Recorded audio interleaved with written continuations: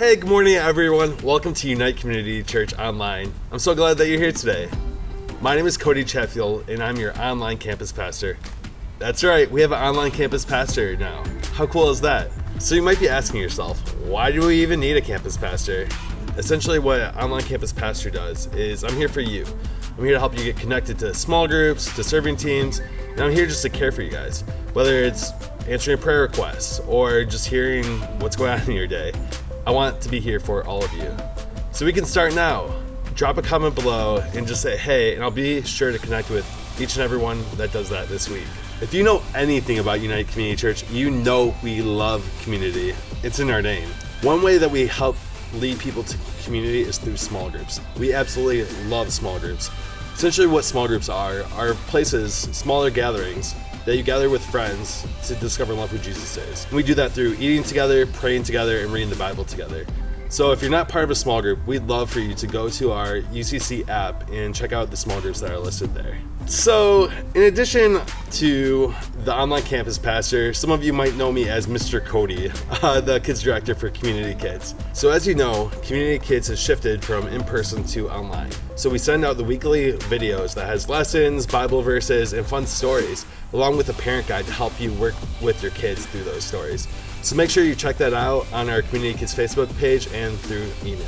Next, we're going to move to our generosity moment and Unite. Your love has been incredible.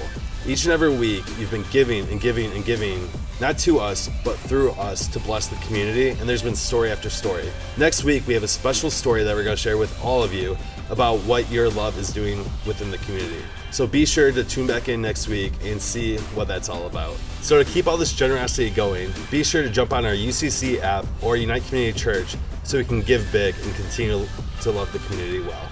And now we're going to go into our time of worship. And when we're worshiping, just reflect on how good God is, how generous He is, and how loving He is. Let's all worship together.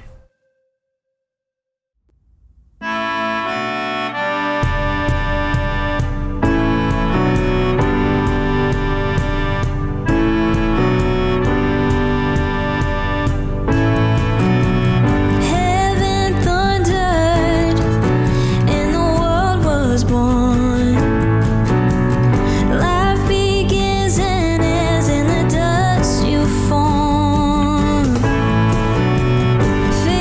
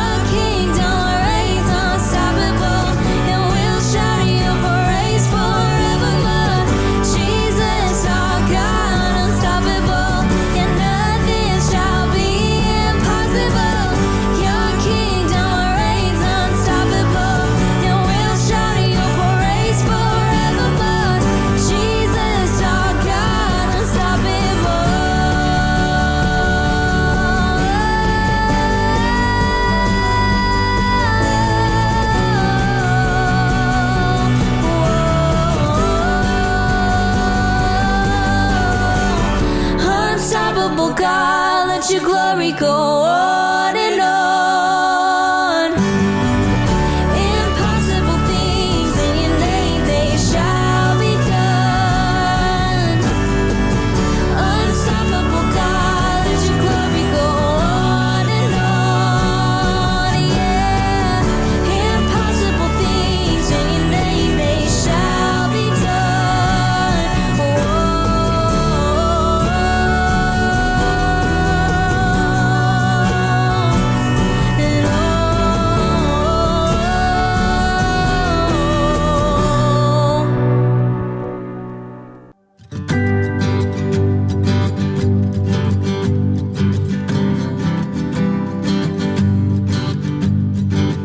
Who am I that the highest king would welcome me? I was lost, but he brought me in. Oh, his love for me. Oh, his love for me. Who the sun sets free, oh, is free indeed. I'm a child of God, yes I am. Free at last, he has ransomed me. His grace runs deep. While I was a slave to sin, Jesus died for me. Yes, he died for me. Who the Son sets free, oh, is free indeed. I'm a child of God, yes I am. In my Father's house, there's a place for me. I'm a child of God, yes I am. I am chosen, not forsaken. I am who you say I am. You are for me, not against me. I am who you say I am. Declare it. I am chosen, not forsaken. I am who you say I am. You are for me, not against me. I am who you say I am. Oh, I am who you say I am. Who the Son sets free, oh, is free indeed. I'm a child of God, yes I am. In my Father's house, there's a place for me. I'm a child of God, yes I am.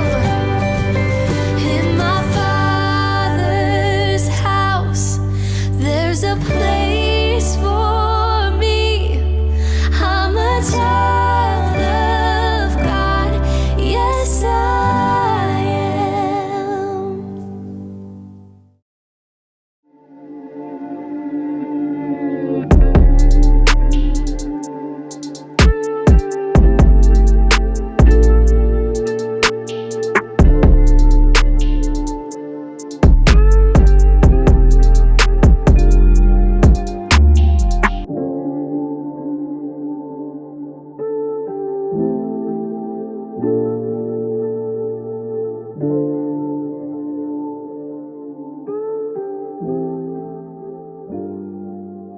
Welcome to Unite Community Church. My name is Chris Pasek. I'm the lead pastor of this place. But here's what I want you to know is that as our online church moves forward, there is a whole team of volunteers pushing this thing forward. And so if you're technologically savvy or you're wanting to plug in and serve and you're like, this is my home church, but I'm digital, what does all that mean? Here's what I want you to do is download our app, search Unite Community Church at Google Play or the App Store. Sign up, hit that connect button. I want you to jump into the game. Okay, maybe you're good with graphic arts. Maybe you're good with video. Maybe you just want to serve people. And whatever that is for you, we have a way for you to connect. Okay, so we want you to get involved even though we're digital. Okay, now for today, I want to introduce you what we're doing is that we're launching a brand new series called Get Rich or Die Trying. And listen, y'all, I'm pumped about this series. I really am. I'm super excited. And yes, it's about money. Okay, now, hang on. Time out. Don't get your panties in a twist, okay? Like, I'm not after your money.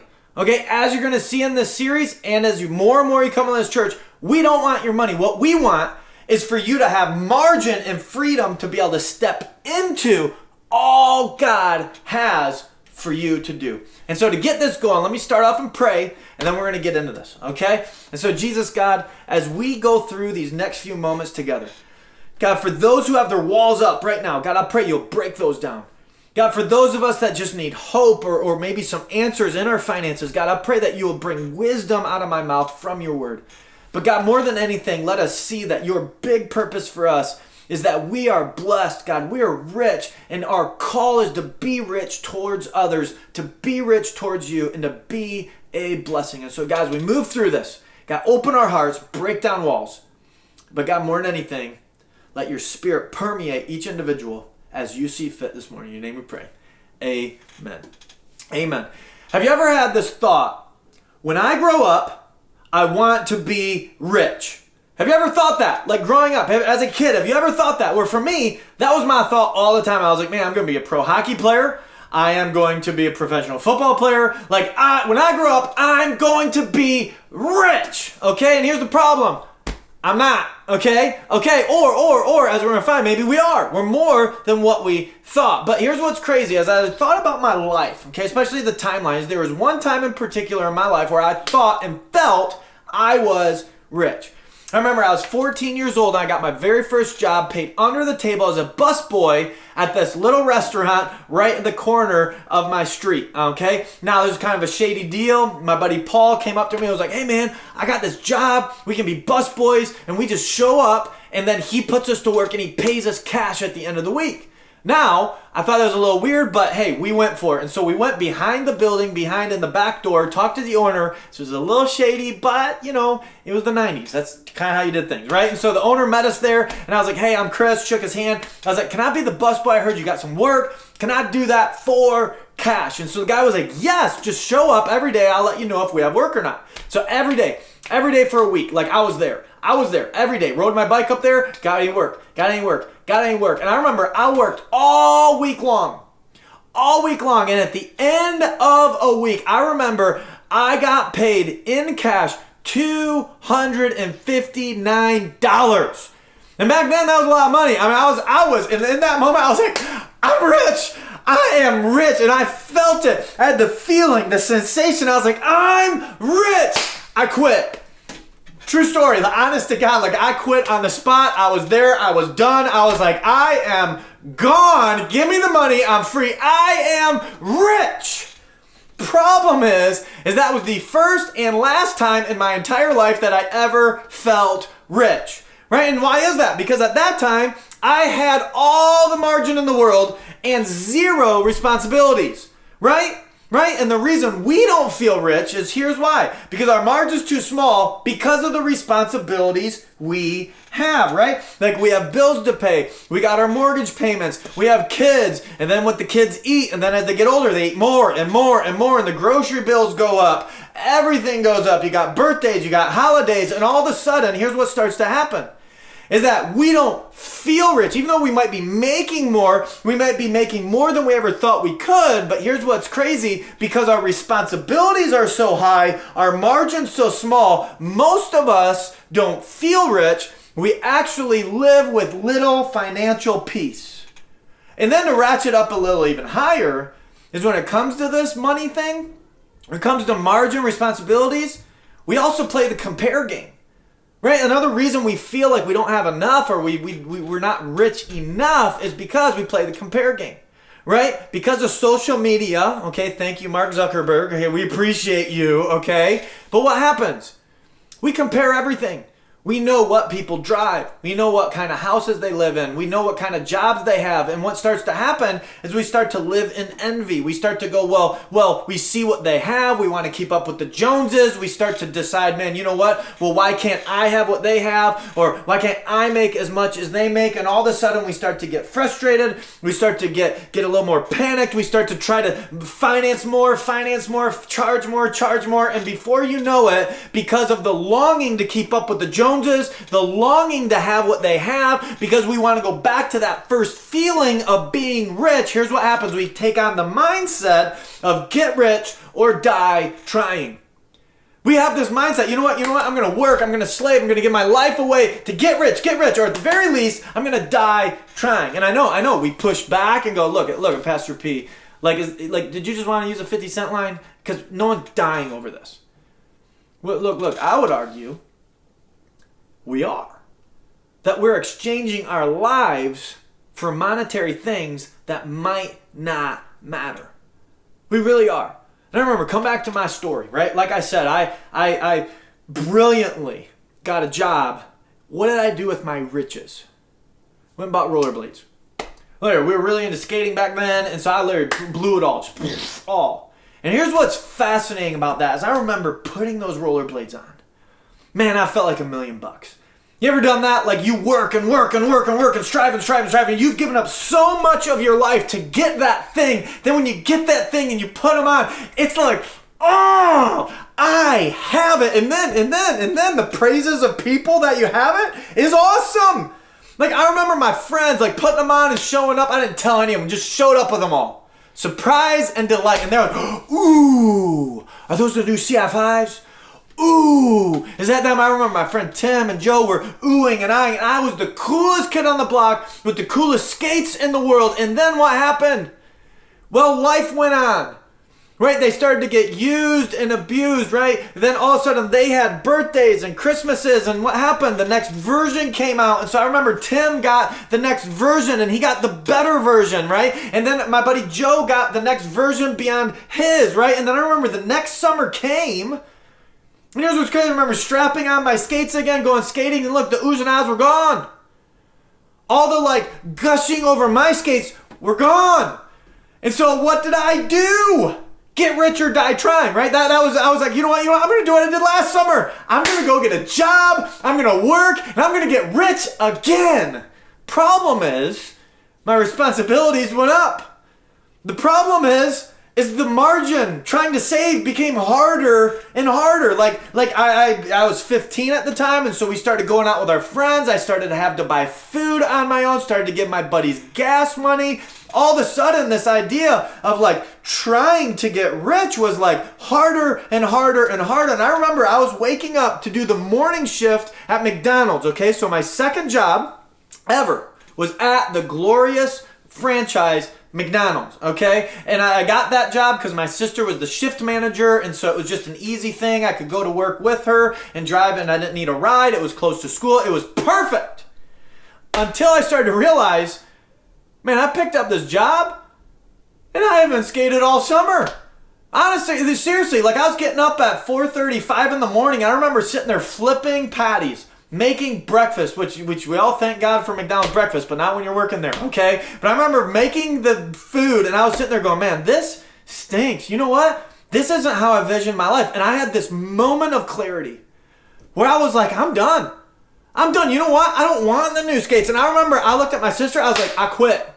So yes, what that means is your pastor quit the first 2 jobs he has on the spot, okay? Not the best track record, okay? But she was just like, you can't quit. I was like, yes, I can. I quit. She was like, no, you can't. You can't. You're my brother. You're a Pasek. You're not a quitter. You can't do that. I'm like, no, I'm trapped. I need my freedom. I quit. And we got in this fight. We got in this argument. I remember storming out. I was so mad at her. I remember I took my McDonald's shirt off. I was like, I quit. I threw it across the counter. I busted out the doors and I was like, freedom! And then I realized she drove me to work and I had to sit on the curb for the next 2 hours waiting for her shift to end and then get in the car with her and drive home, okay? Not the best situation, okay? But isn't that how we live? right? Like even as we've grown up, we still do the same thing. Like we decide, hey, I need this, I want more margin, I want this or that, or our responsibilities go up. So what do? We begin to trade our lives for money to buy things that just don't matter. And the point of this series is to challenge us to think deeper about how we're living our lives, and could we be changing our lives for money and using that money to buy things that in the end just don't matter. And maybe in this series you'll decide, instead of I will get rich or die trying, maybe you'll realize that I'm being blessed to be a blessing. Maybe our mindset needs to shift from saying it's all about me to it's all about me trying to figure out what I can do with this. Maybe the difference is, as we meet week after week to talk about this, maybe we're going to reshape how we think about being rich. And so first thing I want to do is introduce that idea. Okay, if I could give this a sermon title, it would be called Good News, Bad News. Okay, good news, bad news. When it comes to money, okay, good news, bad news, okay, is this. Number one is this, good news. What's the good news? Okay, the good news is number one, you are rich. Okay, you're rich. I'm rich. We are rich. The problem is we don't feel rich, right? But internationally, compare ourselves to the world, we're rich. We really are. Where some interesting, fascinating statistics about this are mind-blowing. Where the first thing you gotta know is that if you live in America, okay, or not just America, you live anywhere in the world, if you have a household income of $33,000 or more, that's it, just $33,000 or more, do you realize that you are in the top 1% of wage earners internationally? Across the whole entire world. Like, that's crazy. But want to hear more crazy statistic?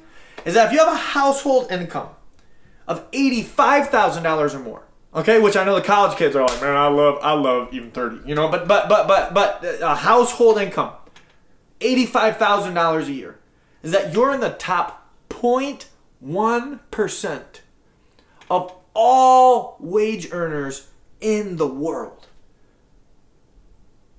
That's good news. Do you understand that? Like what you're going to hear over and over today is, look, this isn't a crack on you for being rich and having what you have. No. God's not against good things. God's not against nice things. Listen to me. We're blessed to be a blessing. I believe that with all my heart. It's really, really good news. It's good news that you are rich. That's the good news. The good news, I'm rich. The good news, you're rich. What's the bad news? The bad news, you're rich. The bad news, I'm rich. That's the bad news. We are rich. And because of that, we have the propensity to let money steal our hearts. And that's why Jesus said something in Matthew chapter 6, right in the beginning of his ministry. Okay, and why we talk about money? Because Jesus talked about money. We're a Jesus church. We teach what Jesus taught. And what Jesus taught in Matthew 6:24 is he says this, no one can serve two masters. Either you will hate one and love the other, or you'll be devoted to the one and despise the other. You cannot serve, say that with me, both what? Both God and, say that, money. Both God and what? Money. You cannot serve both God and money. Or in other words, what's Jesus teaching us? He's teaching us that because we're rich, because we have disposable income, because we have some margin, it might not be what you want, might not be as much as you want, because we have all we need and some margin, we have the potential to let money steal our hearts and all of a sudden start to let money make the choices in our lives. And that's where you got to understand is that Jesus does not want money to have your heart. Okay, that's why I can tell you with 100% certainty, I don't teach these messages because I want your money. Listen to me, you can give $1 million to this church. I'm not going to see a red cent of it, okay? But what we'll do is build actually an athletic arena and we'll let the city use it. It'll be awesome, okay? So if that's you, bring it on. I got a lot of plans to do with that, okay? But the point is that I want God to have your heart. We want Jesus to have your heart. And what Jesus is teaching is that between us, because we have margin, because we're rich, we have the potential to let money steal our hearts and end up living for ourselves, clutched onto what we have rather than generously saying, God, what do you want me to do with it? Okay, and understand, let me call a timeout, okay? Because what I love about our church is a generous church, man. Like, we have what we have because of you. Like, our church gives and gives and gives. But like anything, Jesus taught this not to a society that was being stingy, but one that had its priorities straight to keep them straight. And so, what we're going to do today is kind of walk through the mindset of a rich person and just talk and put the principles of the Bible together for us so that we stay allowing Jesus to have our hearts. And so to get into this, we're going to do a little Bible study this morning in the book of James. Okay, so if you have your Bibles, we're going to be in James chapter 5. Now, me and James, okay, we've been getting to know each other a lot lately, okay? Over COVID, I finished a book on the book of James. Really pumped about that. It's called For Me or For Jesus. I don't know. People have asked, you trying to get rich? Haha, no, die trying. These are the jokes, people. I'm very sorry. So, but point is that I've gotten to know the book of James really well, but more than that, I've gotten to know the person of James who wrote this book. So again, if you're new to the Bible, okay, the reason we call it the book of James is because this guy James wrote a letter to the church, okay? So he wrote it to you and to me, those that say we're going to follow Jesus, okay? And with that, James, we got to kind of know who he is to understand the context of what he's writing. Okay, so first thing I know about James is James was the pastor of the very first church in Jerusalem. Okay, so like Jesus died, Jesus rose again, and then Peter preached, boom, the church was established. Okay, James, Jesus' brother, was called to lead it. Okay, and that brings up the second fact. Okay, so one, he was the first pastor, but secondly, what we just said, he was Jesus' half-brother. Okay, and why is this so important? Because James had a faith journey, okay? And so if you're a doubter or you're a skeptic watching, listen. You're going to love James because James doubted and was a skeptic too. Think about this. He grew up as Jesus's little brother. Okay, like, can't we agree? It's hard to convince your brother that I'm God's son. Like that's a hard convincement, right? And to be honest, James, he lived most of his life not believing Jesus was God's son. He just didn't. But it wasn't until Jesus rose from the dead. When he rose from the dead and he saw Jesus face to face, like, wow, you took your life up. Wow, you were dead. Now you're alive. At that point, he went from doubter to believer to pastor. And now he's able to speak to you and I about money in a unique perspective because he went from doubter to believer. But he also grew up with Jesus. He knew that this is how Jesus was. This is how he thought. And so because of that, he starts to write this book to us, okay?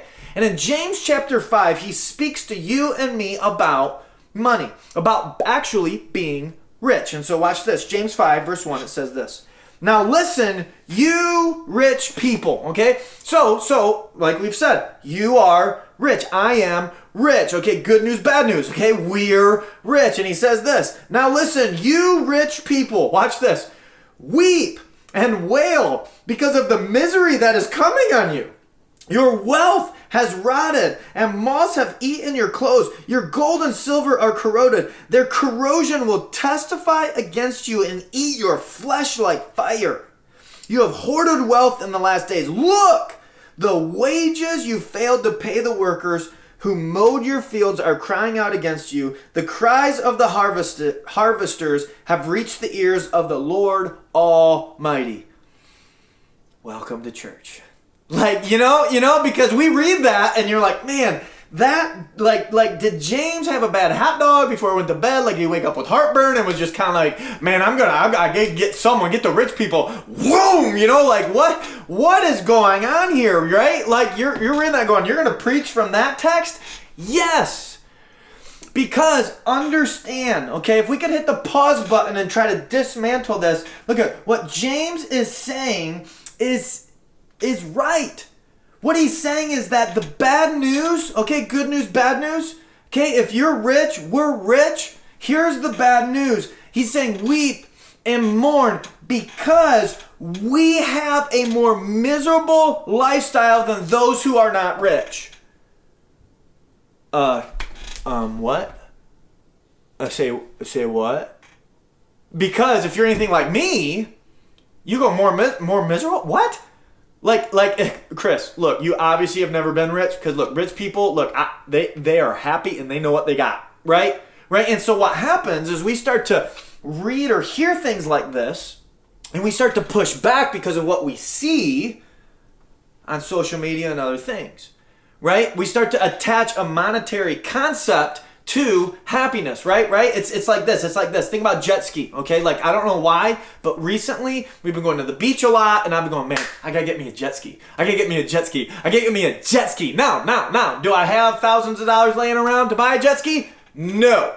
Okay, if a second stimulus package comes though, I'm getting a jet ski, okay? Just saying, okay? But the point is that I don't have, but here's what happens, is I start to go, man, a jet ski can make me happy. A jet ski will make me happy. Like, have you ever seen anyone not happy on a jet ski? No, because here's the face of every jet skier. They grab the handle, they pull the button, and here it is, joy.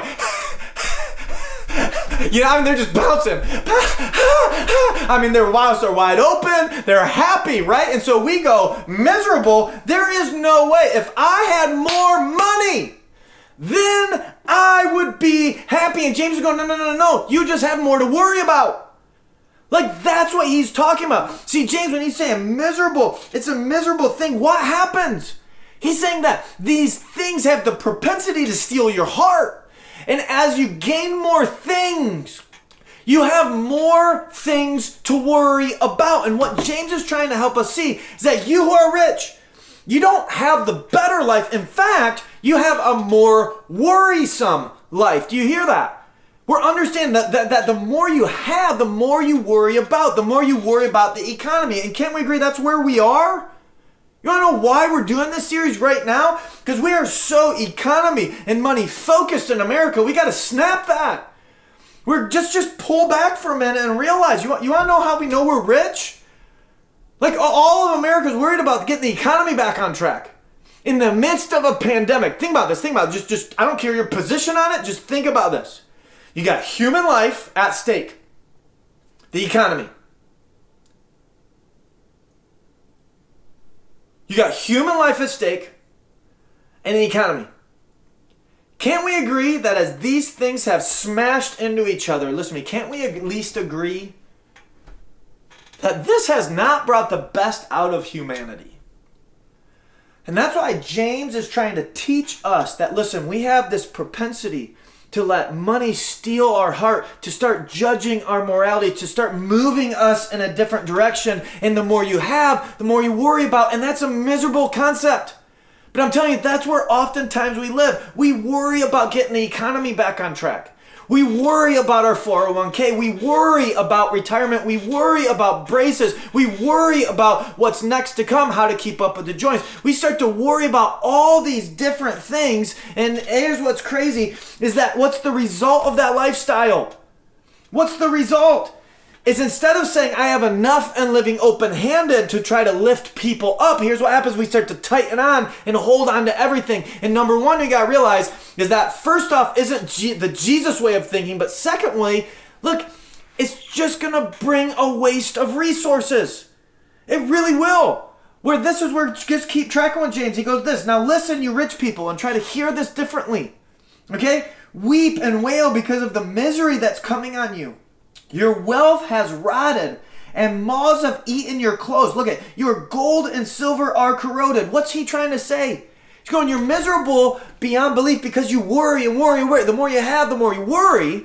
But secondly, what's he saying is he's going, the things that you have, they get old, they corrode. The things you valued, that you traded your life for, to work overtime for, to do side work for, it eventually corrodes and fades away. You don't understand? This is all of us.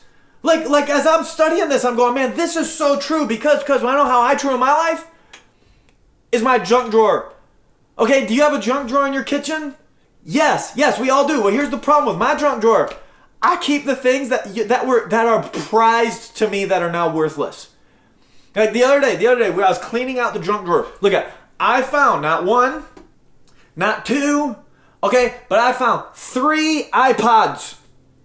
No, not iPads. No, we have an extra one of those actually, but the point, no, iPods.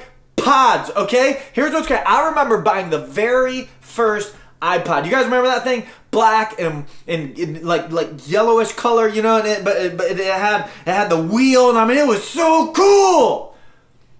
And then they came out with the iPod Video.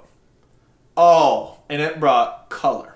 Okay, so it wasn't just black and white or that black and like yellowish color or whatever it is, but like it had like video in color, and all of a sudden the apple white and blue, and it was there, and I was like, oh my gosh. And I remember working a side job to buy that thing for my wife and give it to her for Christmas. It was awesome until 2 Christmases later, I bought her the iPod Nano, okay? Which if you don't even know what that is, it doesn't matter. The point is it was smaller, right? Smaller, more compact. You could run, you could be fit. This is like carrying nothing, right? And to which you're like, well, it became nothing. And here's what's crazy. On and on and on we go. iPhones, iPads, right? What other kind of things, right? You know what I'm talking about? But what's mind-blowing is James is going, look, do you realize that you trade your life for those things? That's what he's saying. He's doing this. Read it again. Your wealth has rotted. Okay? Like it becomes worthless. Moths have eaten your clothes. Your gold and silver are corroded. And watch this. Don't miss this. This is where it gets hardcore. Their corrosion will testify against you and eat your flesh like fire. And you're going, okay, whoa. What? Eat your flesh like fire? Understand, the problem is not with wealth. I want you to make that crystal clear. The problem is not with your income, but it's where the income leads you to in the outcome. Do you understand that? Like here's what you got to realize. He's saying that this will eat you from the inside out. Okay, so eat from the flesh. What does that mean? This was a Jewish phrase, okay, of God's judgment on humanity. Okay, so he's talking to a Jewish audience, okay? And Jews would have understood that in the end, here's what's being communicated, is that God will judge us not based on the income, okay, but based on the outcome. Where did all this lead to? And don't miss this, because this is where James is brilliantly bringing us back to Jesus. Don't miss this, okay? Because what Jesus was saying, you can only have one master, okay? Only one thing's going to determine your lifestyle.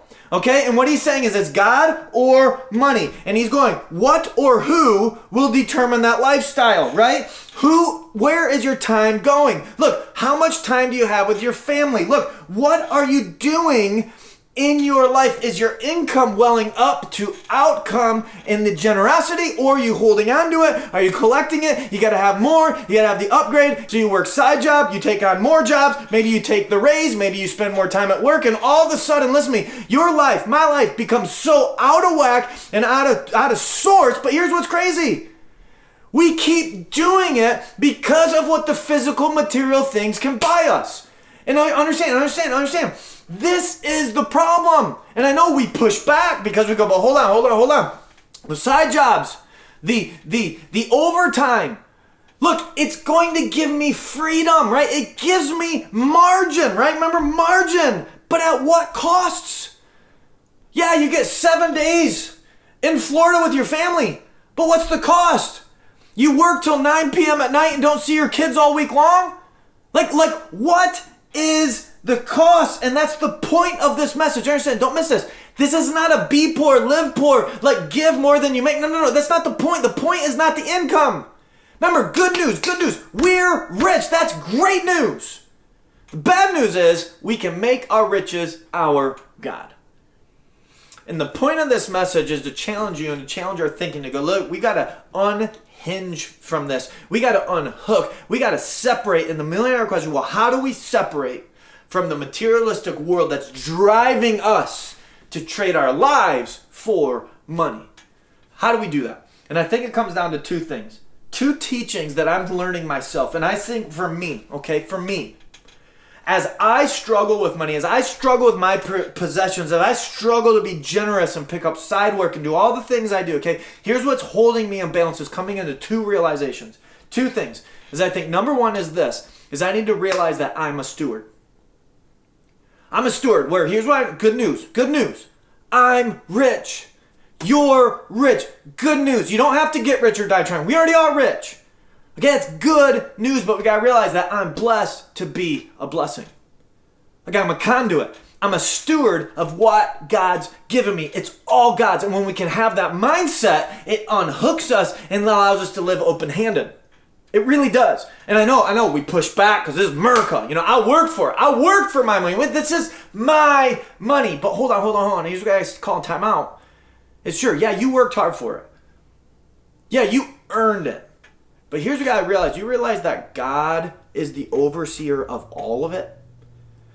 And no, we go, whoa. What does God have to do with me getting up and working in the morning? Hold on. Everything. Because think about this. Where do you live? Where do I live? Okay, unless you're watching worldwide online, okay, we live in America. Okay, now here's the next question. Who chose for you to be born in America? You didn't choose it. I didn't choose it. Who chose it?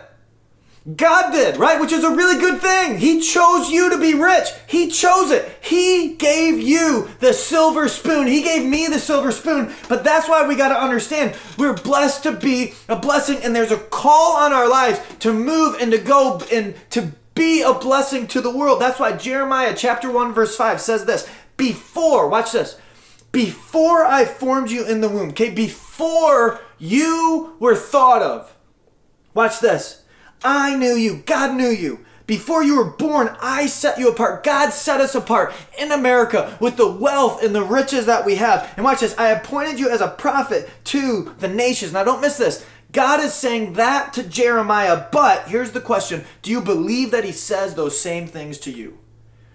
Do you believe that God gave you gifts, talents, and abilities no one else has? Do you believe that as you enter into a relationship with God, that his spirit goes into you and you are born and blessed to be a blessing? Do you believe that? Or do you believe your purpose is to get rich or die trying?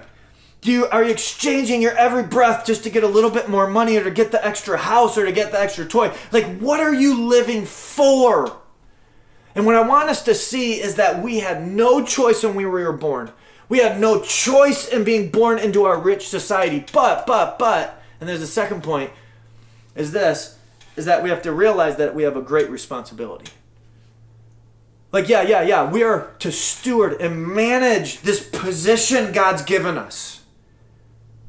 But with that comes a great responsibility. And we're going to get more into this next week. But 1 Timothy chapter 6 says this again. Command those who are rich, that's us, in this present world, not to be arrogant, nor to put their hope in wealth, which is so uncertain, but to put their hope in God, who richly provides us with everything for our enjoyment. Command them to do good, to be rich in good deeds, and to be generous and willing to share. In this way, watch this, they will lay up treasure for themselves as a firm foundation in the coming age, so that they may take hold of the life that is, watch this, truly life. And what is true life? What is truly being alive? It's realizing you're rich, I'm rich. That's really, really, really, really, really good news. But we got to understand that there's constantly the battle for our heart and our mind, and this wrestling between God and money. And here's my hope with this beginning this series here's my hope. Is what if we started to see us being rich as really good news? What if we started to position ourselves and realize, you know what, we are rich. We do need to be rich in good deeds, rich in generosity, be willing to share. What would happen if a world far from God saw people not money dependent, but God dependent? What if they saw us, instead of hoarding, but richly giving? What would happen? What would happen is that our riches would well up into praises to God. And I know that's where you go, see, that's the bait and switch of a preacher, especially if you're a skeptic. You're going, see, now he's going to ask for money. No. He's going to ask for is for you to hear a story of how our love movement began. We're understanding about a month ago, we began this love movement. And here's what I want you to understand, is that movement didn't start from me. See, here's the funny part about running a church is that you guys all look in and go, man, Chris just spends all day long praying, he floats, he levitates, and then bam, God speaks, and boom, out comes this unbelievably generous movement called the Love Movement. And man, we're so and look, I wish that was true. Sometimes I think it is, but other times our church, you guys lead us in love. It really is. And I want you to know that our love movement came from my friend Matt, where I want you to understand that I remember the phone call came. And as we were praying through as a church, what's going to be our response to COVID, our response to the racial tensions? What is our community impact right now to get people on mission, to move forward? What's it going to be? Guy Matt called me and was like, hey man, like I got this stimulus check. I don't need this. Anyone in the church need this? And you guys know the stories that we called the schools, we called the community and say, hey, is there people out there? And here's what I want you to see. Is that next week we're going to go drop off iPads and bikes and to the family and to kids, all the kids, right? But here's what I'm going to say. That's the third story. The third story, and here's what's happened every time and will continue to happen, is that they praise God for our generosity and our love to them. Do you understand that? Where I remember Tanisha, remember her car was broke down. She had $5 to her name, and we called while she's sitting next to her car, and she's going, praise God that God heard my prayers.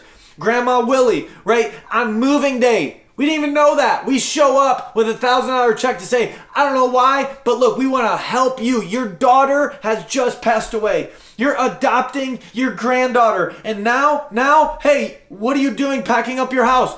You're moving? Oh, boom. Here's money for a down payment on your next apartment. I'm telling you, what happened?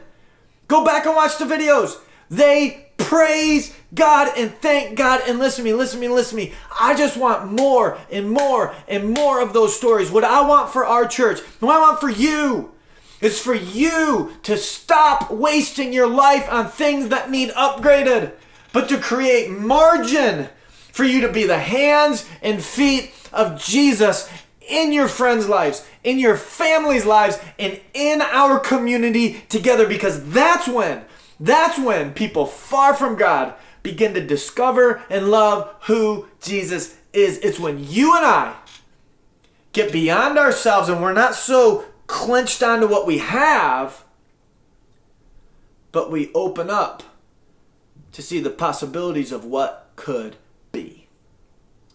And so in this series, I want to challenge our thinking to rethink this idea of get rich or die trying, where maybe we're blessed to be the blessing. Let's pray. God, I thank you so much for the things that you're stirring in our church's heart. God, for such a time as this, we're here in this place where we're online church, we're in a park, we're in this crazy times, but God, I believe that you're calling your church to more. And so God, right now, as we're stepping into this, God, help us to rethink the way we're living. God, that we can only have one God. One God is either you or money. And so Jesus, help us be a church. Help us to be a people that we look to you, God, for our lifestyles. You, God, for our life choices, and not money. God, be with us as we dive into this for the next few weeks.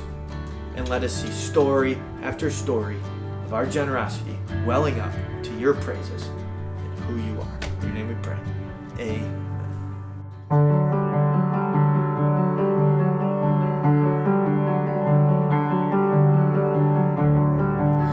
Worthy of every song we could ever sing, worthy of all the praise we could ever bring, worthy of every breath we could ever breathe. We live for you.